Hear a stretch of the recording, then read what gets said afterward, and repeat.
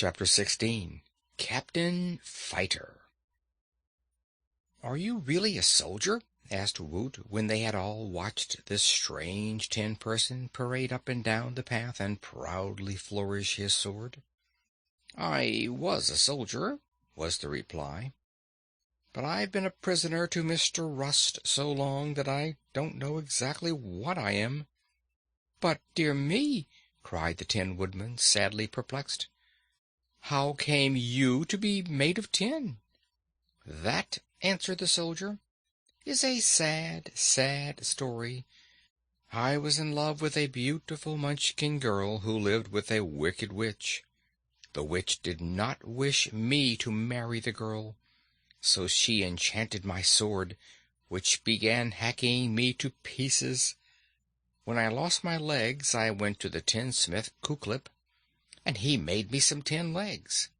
When I lost my arms, Kuklip made me tin arms, and when I lost my head, he made me this fine one out of tin. It was the same way with my body, and finally I was all tin. But I am not unhappy, for Kuklip made a good job of me, having had experience in making another tin man before me." "Yes," observed the Tin Woodman, "it was Kuklip who made me. But tell me, what was the name of the Munchkin girl you were in love with?" "She is called Nimmy Amy," said the tin soldier. Hearing this, they were all so astonished that they were silent for a time, regarding the stranger with wondering looks. Finally the Tin Woodman ventured to ask, "And did Nimmy Amy return your love?" "Not at first," admitted the soldier. "When I first marched into the forest and met her, she was weeping over the loss of her former sweetheart, a woodman whose name was Nick Chopper." "That is me," said the Tin Woodman. "She told me he was nicer than a soldier, because he was all made of tin and shone beautifully in the sun. She said a tin man appealed to her artistic instincts more than an ordinary meat man, as I was then. But I did not despair, because her tin sweetheart had disappeared and could not be found.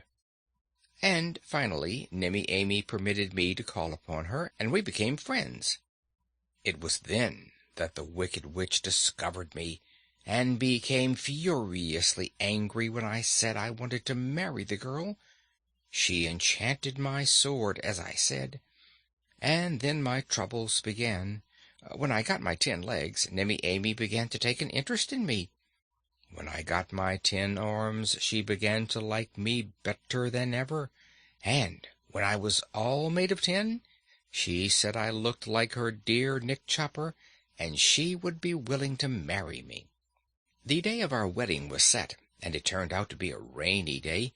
Nevertheless, I started out to get Nimmy Amy, because the witch had been absent for some time, and we meant to elope before she got back. As I traveled the forest paths, the rain wetted my joints, but I paid no attention to this, because my thoughts were all on my wedding with beautiful Nimmy Amy, and I could think of nothing else until suddenly my legs stopped moving. Then my arms rusted at the joints, and I became frightened and cried for help, for now I was unable to oil myself. No one heard my calls, and before long my jaws rusted, and I was unable to utter another sound. So I stood helpless in this spot, hoping some wanderer would come my way and save me. But this forest path is seldom used, and I have been standing here so long that I have lost all track of time. In my mind I composed poetry and sang songs, but not a sound have I been able to utter. But this desperate condition has now been relieved by your coming my way, and I must thank you for my rescue." "This is wonderful," said the Scarecrow, heaving a stuffy, long sigh. "I think Kuklip was wrong to make two tin men just alike, and the strangest thing of all is that both you 10 men fell in love with the same girl." "As for that," returned the soldier seriously, "I must admit I lost my ability to love when I lost my meat heart.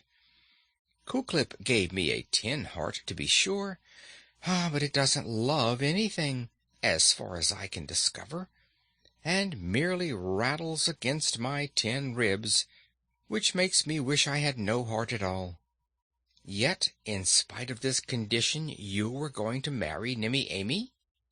"Well, you see, I had promised to marry her, and I am an honest man and always try to keep my promises.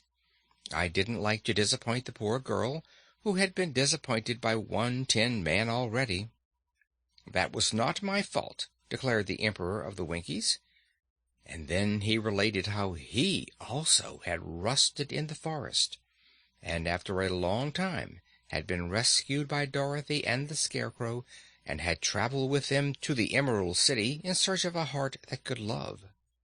"If you have found such a heart, sir," said the soldier, "I will gladly allow you to marry Nimmy Amy in my place." "If she loves you best, sir," answered the Woodman, "I shall not interfere with your wedding her. For to be quite frank with you, I cannot yet love Nimmy Amy as I did before I became 10. "Still, one of you ought to marry the poor girl," remarked Woot, "and if she likes 10 men, there is not much choice between you. Why don't you draw lots for her?" "That wouldn't be right," said the Scarecrow. "The girl should be permitted to choose her own husband," asserted Polychrome. "You both go to her and allow her to take her choice. Then she will surely be happy." "That, to me, seems a very fair arrangement," said the Tin Soldier. "I agree to it," said the Tin Woodman, shaking the hand of his twin to show the matter was settled. "May I ask your name, sir?"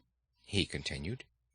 "Before I was cut up," replied the other, "I was known as Captain Fyter, but afterward I was merely called the Tin Soldier." "Well, Captain, if you are agreeable, let us now go to Nimmy Amy's house and let her choose between us." "Very well, and if we meet the witch, we will both fight her, you with your axe and I with my sword." "The witch is destroyed," announced the Scarecrow, and as they walked away he told the Tin Soldier of much that had happened in the Land of Oz since he had stood rusted in the forest. "I must have stood there longer than I had imagined," he said thoughtfully. End of chapter 16.